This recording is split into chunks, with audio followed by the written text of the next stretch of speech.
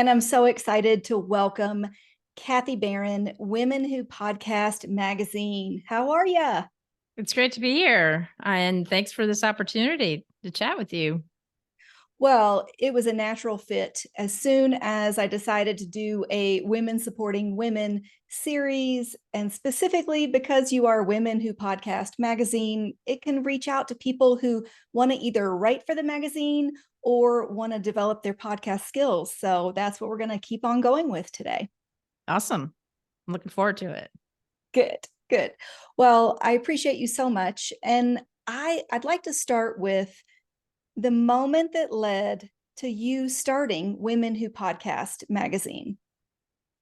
Well, it kind of started many months before, and it was at the Podfest Expo conference, March 2020, right before the world came to an end, just about. And there was a magazine going around, a podcast magazine, and I was really hopeful that it would showcase and feature independent women podcasters. And so I kind of kept an eye on it for a few months and just realized that it wasn't really what I had hoped, because there were a lot of celebrities on the cover, and the format and the layout was there was just a lot inside the magazine. So it was really difficult to read. And so I decided that, I felt that it was important for women independent podcasters to be showcased and featured and brought to the forefront. And, I get these creative ideas in my mind that just pop up, and they're a little intense sometimes, and sometimes I can avoid them and sometimes I can't. And this was one of those where it's like, okay, well, you're going to have to create a magazine yourself. And it was like, I've never published a magazine before. I had no real idea how to go about it. I went to art school for video production, so I'm familiar with like the InDesign and the Illustrator and Photoshop programs a little bit, but nothing extensive. So I had somewhat of an idea of how to start, but I needed some advice, and I needed to kind of bounce this off of someone that I knew had already experienced this, and Sandy Larry's of the Good Girl Confessional podcast. And she created Women Beyond 40. She has like this empire of hers in Australia. And so she started a magazine the December before called Women Beyond 40. Okay. I believe it's digital and print. And she has a website, and, she's making some great moves for women in business and all aspects of their lives. And so we met via Zoom, and, I kind of told her my idea, and she's like, Kathy, you need to do this. So she kind of threw me over the cliff, and it's been quite an experience ever since. So that was end of 2020. And then the first issue was April 2021. Yeah. And it's kind of evolved with each issue, as far as the number featured, the different segments, the articles. I want the magazine to be a way for podcasters to collaborate and connect, but also listeners to discover new podcasts. It's great to get word of mouth from friends and family about podcasts that they listen to, but to be able to read about the podcasts, you don't really get that by just listening to their episodes. When we feature podcasters, we do an extensive interview with them, and we write about not just their podcast, but who they are as people. And it's really cool to read about the behind the scenes, the background of each podcaster. That's my favorite stuff. I remember back with Behind the Music and those stories when it was like MTV and VH1 and learning how like a music artist created the song. So I love how they made this or their backstories. So I'm so glad you like to showcase the skills and gifts and unique voices, literally unique voices of podcasters. And I know that accessibility is so important to you, making sure that if someone wants to learn how to podcast, am I remembering that correctly? That they could come to you and you have kind of an informal I mean, as far as the articles and the magazine issues, it's definitely educational tools. We have a monthly learning community that is for featured podcasters only at the moment. I haven't opened that up to everyone yet because I still want it to be a casual, kind of comfortable setting. And I also want people to engage and participate. And I feel that if it gets too large too fast, then, I want it to be kind of like fireside chats sort of, Yeah. environment. And so currently it's just for featured podcasters. So if there's a podcaster out there that wants to get featured, they can certainly go to our website, complete the form. And we just require that you have podcasts for at least a year. Okay. Because we feel that first year is really the hardest one. And if It you can is. make it through the first year, then you'll have lots of stories to tell us, and we can definitely create an article from those experiences. Well, that sounds great. And I don't think I realized that once I'd gotten featured that I could qualify to attend those monthly meetings. So I need to add myself to the list because Absolutely. I would love to meet other women podcasters. And especially what's really golden for me is like, oh yeah, it's not a big group. I'm like, oh yes, introverts unite. Yeah. Because Yeah. a lot of people who podcast are much more introverted than anyone would think that we are. Exactly. Right. Exactly. And I think the learning community is really cool because we do have the same people that come to the monthly meetings. And so you get to know each other beyond that space. We also have a community through Mighty Networks where you can see videos of our symposium that we had in 2022, but also we have workshops in the learning community. And so those are recorded and archived in the Mighty Networks community. So there's a space where we meet once a month, but there's also a space where you can collaborate and talk with other podcasters daily on the Mighty Networks community. Nice. How did I miss this last year? Oh my goodness. A lot's happening. Yeah, that's exciting for sure. And I'm going to kind of circle back a little bit, even though that phrase got way overused for a while. Yeah. So someone can write for you and you have a very kind of specific writing style guide, and they could reach out to you. And we'll talk about that kind of at the end. But I just wanted to kind of plant that seed. If you've been podcasting, if you're a woman for more than a year, you've been podcasting, then you could actually write an article, get featured, and it's kind of a win-win. Yeah, I mean, they're kind of two separate things. I usually don't like to feature the podcasters that actually write as well. It's just kind of a weird thing for me. So you can write and not be featured, and you can be featured and not write. So you don't necessarily have to be a podcaster to write. If you're a writer that knows about podcasting or just writing about anything really, I mean, because we try to get down to the basics as far as like stress and decision fatigue and stuff that we're kind of dealing with in our daily lives that may or may not affect our podcasting. Yeah, absolutely. Which It's all actually interconnected. Yeah. Oh, yes. Sorry about that. Yes, I totally agree. And I think it means I was not actually a featured podcaster. I think I was just a writer. So I'm so glad you distinguished that. So that's important, that you don't have to do both and you don't have to. There's just a lot of freedom. Is that And to be correct? featured, there's no cost to be featured. There's no fee to be featured. And, I think that's part of, the magazine and the learning community is just have it as low barrier as possible.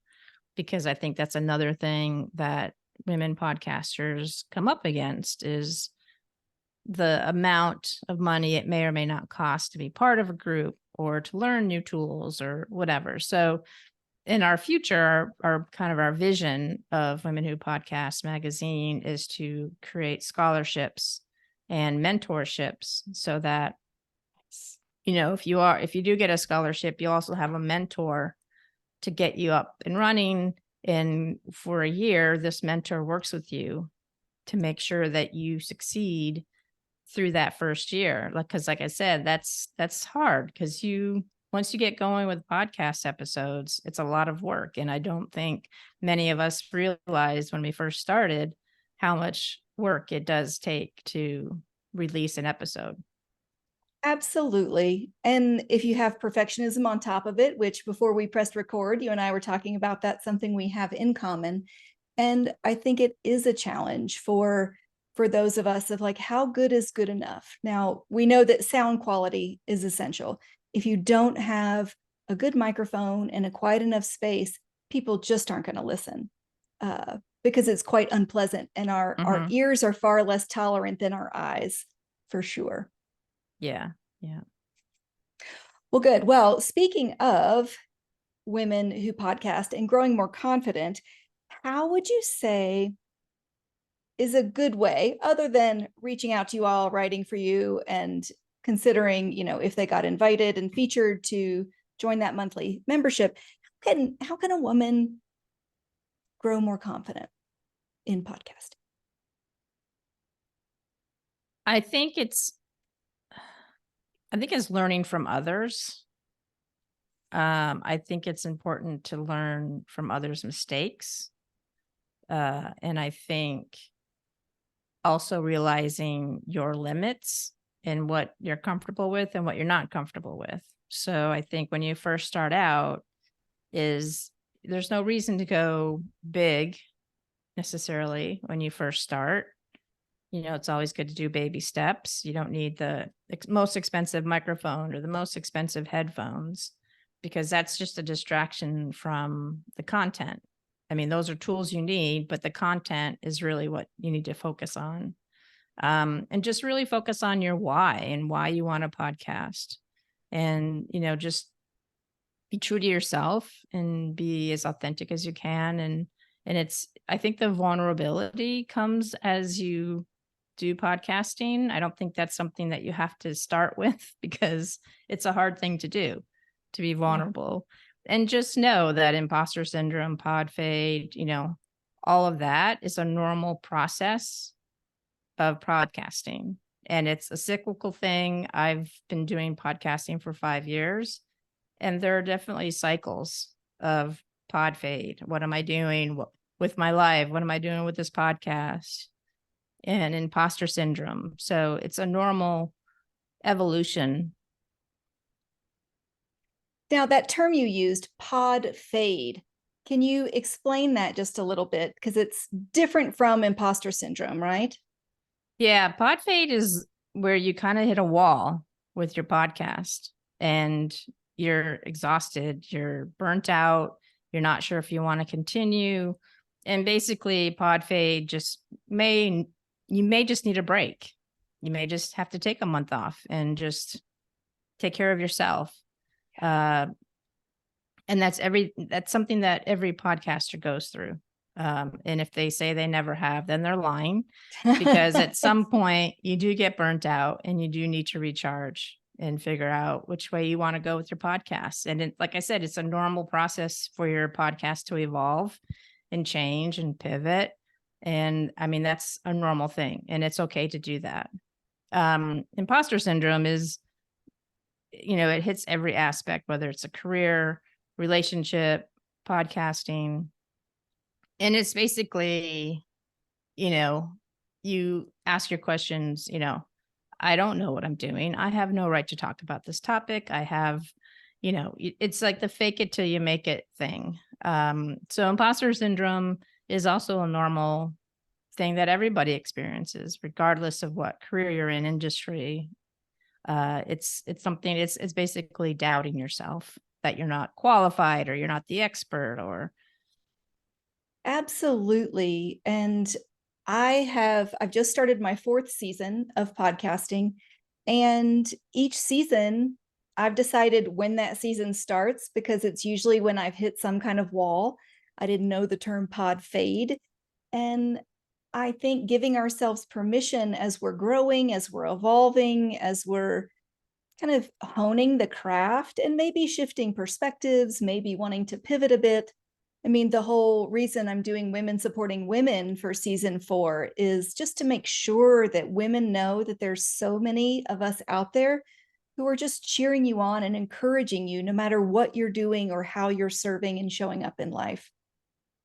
Yeah, I think it's key to when you start a podcast to have your little tribe, your little support group that you can go to in case you start questioning yourself or you have trouble doing a particular thing or you're just not sure.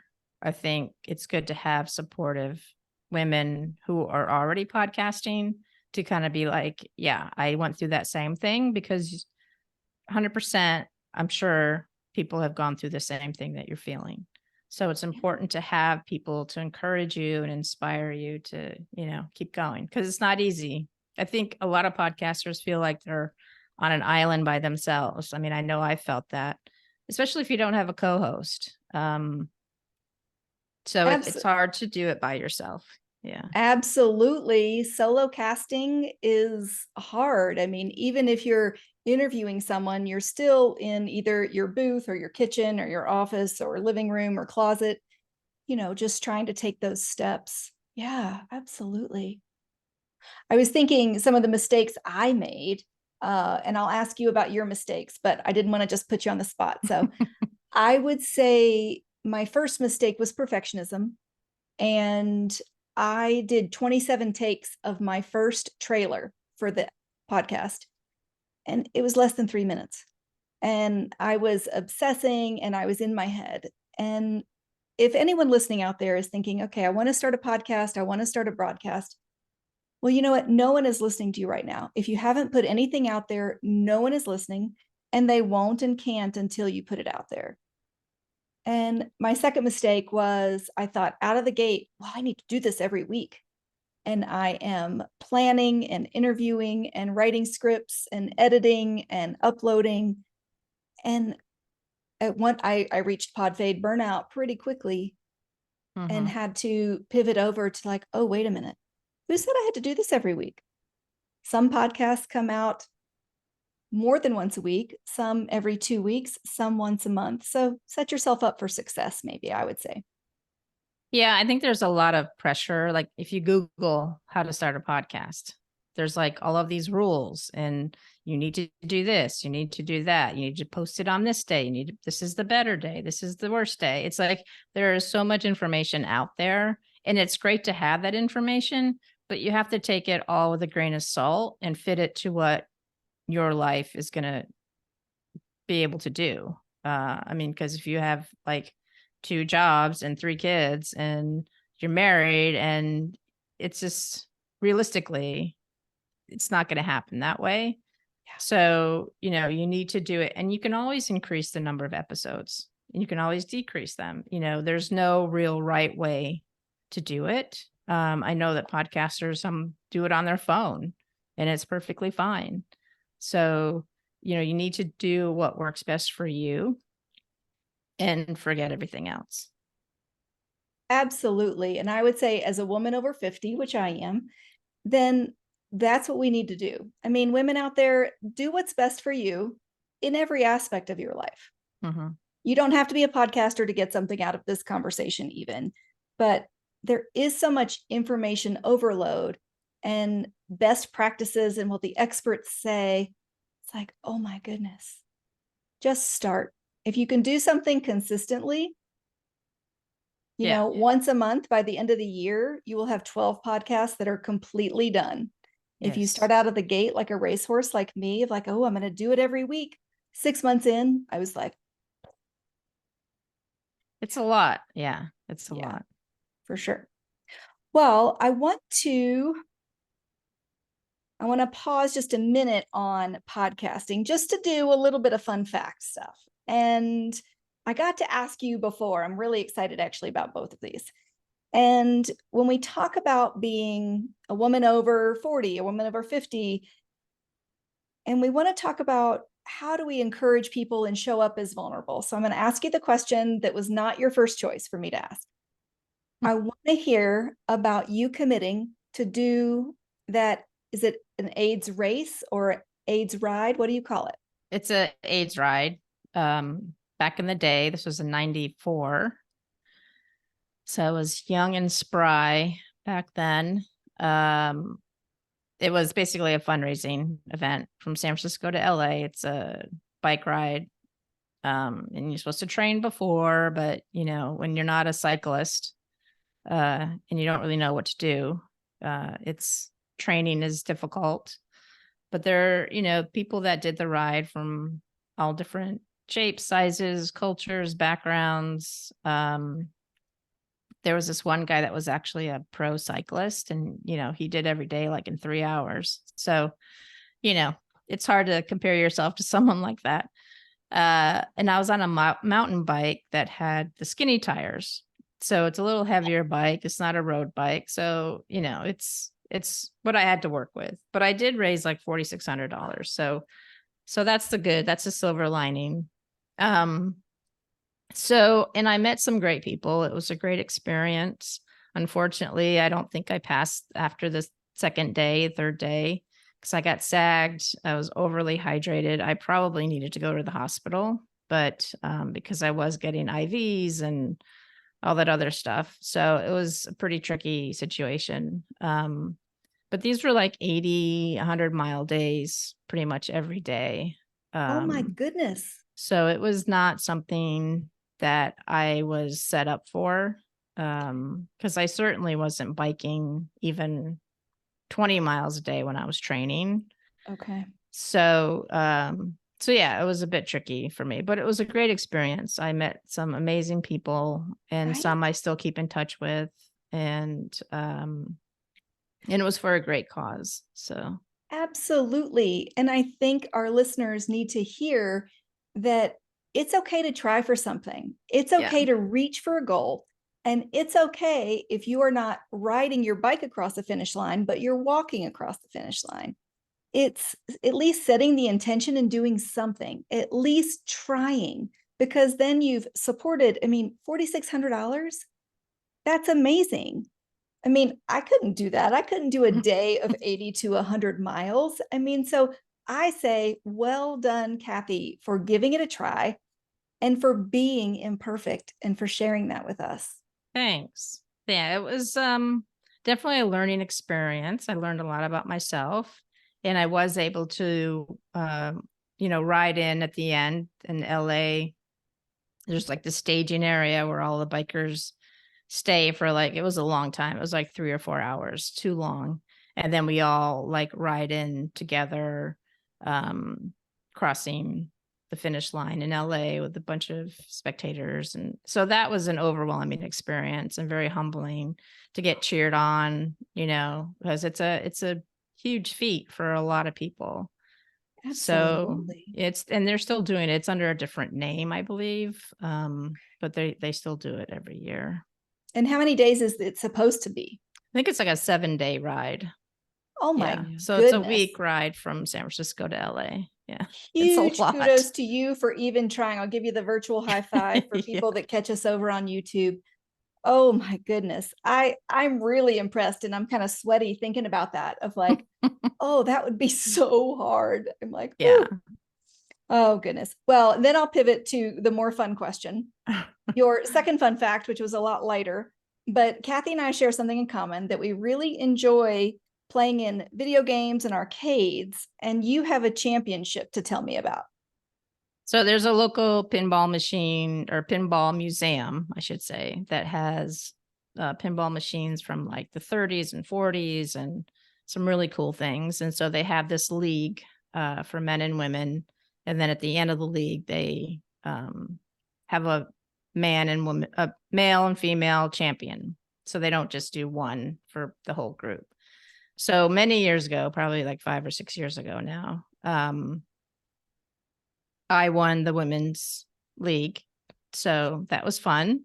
Super fun. And I actually beat one guy, was like top 10 of the world or something in pinball. So he was having a bad day. That day I competed against him. So, wow. Can't always be on your A game, but it's fun. It was just a bunch of us getting together to have fun playing pinball, and it's pretty competitive, but we're all very friendly. So I love it. And I mean, that's a good reminder too. When we're supporting other women, we need to remind each other, hey, are you doing something that's fun for you?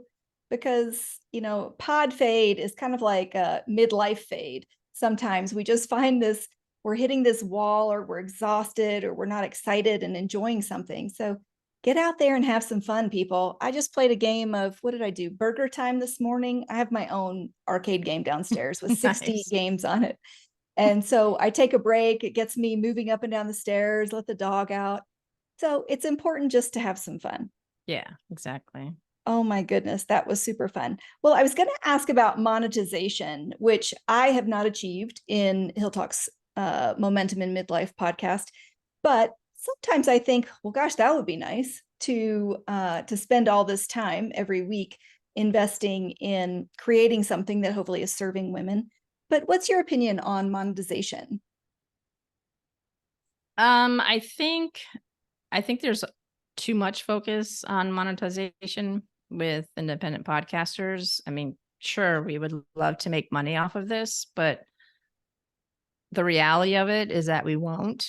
If you start a Patreon, that may cover your your overhead as far as your hosting costs, your editing, that might get you even with your expenses.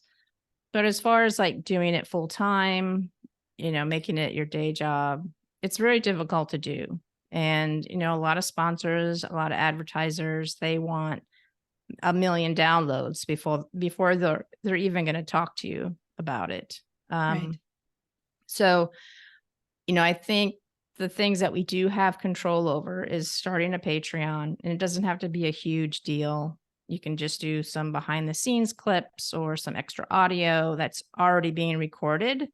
So it's repurposing, stuff that you already have going, and just have the levels be like $1 or $3 or $5. Maybe spend some money on stickers or, pins or something just to kind of get some marketing out there. I did Patreon with my podcast for a little while, and I was getting maybe 60, $65 a month, which is not a bad deal. It paid for expenses for the podcast, and it was mainly friends and family that wanted to support me. So, they didn't necessarily want the rewards, but they just wanted to support me. And I think it's an opportunity for your friends and family to support you in a way that they can do it. I think people are hesitant to receive support monetarily unless they give something back. But I mean, that's one way to do it. Another way is fiscal sponsorship, which is something that I don't think a lot of podcasters know about. And in some ways, it may not pertain or have anything to do with their podcast. But a fiscal sponsorship is you basically latch on to another nonprofit's 501(c)(3). Oh, interesting. Yeah. So if they say your podcast is about sustainability or the environment, then you can look up a nonprofit that has similar likes and topics, and then you can approach them. So then you can apply for grants. Huh.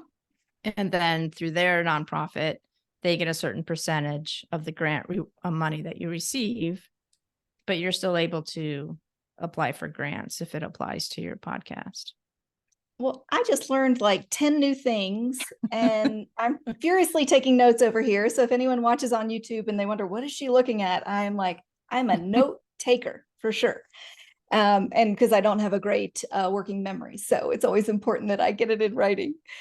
Well, oh my goodness. This was so much fun getting to hear more about Women Who Podcast magazine. And you've got this huge heart. Like, I know you like to pretend that you're really tough. And Yeah. your Women Who Sarcast podcast, which is your other podcast, but I can see your heart. That's one of my gifts, is seeing like into the heart of a person. And you give so much, and you're so generous with your time, with your talents, and just supporting other women. So, Kathy Barron, Women Who Podcast magazine, how can people get in touch with you? Well, there's always Instagram at Women Who Podcast Magazine. There's our website, womenwhopodcastmag.com, and you can contact us through the website. You can fill out the Get Featured form on the website. You can sign up for our newsletter. It's a twice monthly newsletter. I'm not going to barrage you with emails every other day. And if you do sign up, you get a complimentary copy of the first anniversary issue of the magazine, just to kind of dip your toes into what it looks like and what the vibe is. So yeah, I mean, I'm available. So, and if you need any support, we're always here to help others. So fantastic. Well, I'll definitely pop the website and IG and information in the show notes. And oops, I just lost that thought. There was going to be one there. It was beyond gratitude. It was something else. Oh, what can people expect to find in the magazine? Because I think people don't realize, because it's all digital, correct? Mm-hmm. And how many people are either writing articles or featured in an issue? So each issue is there's roughly between 7 and 8 podcasters that are featured. Eventually, I'd like to increase that. But currently, as far as the people that are doing the interviews, the writers, we have a very low staff. I mean, we have a few writers that do the interviews. I'm one of them. And then we have other people like yourself that write topic articles. So, doing the interview is definitely extensive because you have to, meet with the podcaster, interview them, write the article. There's a lot to it. But we have a lot of segments called Ask the Podcaster. We have up and coming segment now for those that are under a year old, just to kind of get them out there as well. It's just a little blurb of their information and a short description of the podcast. We have like tips and tricks. So, we're really trying to make it as a resource for people to go to learn things and to collaborate and to network.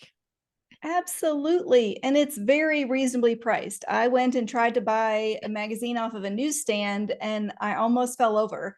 And so, it's not $10, that's for sure. So I think you've got it priced, at a good point. Yeah, it's $5.99 an issue, regardless if it's an anniversary issue or a regular issue. The anniversary issues are usually larger. I think the last one was like 108 pages and the normal issue is like 75 to 80.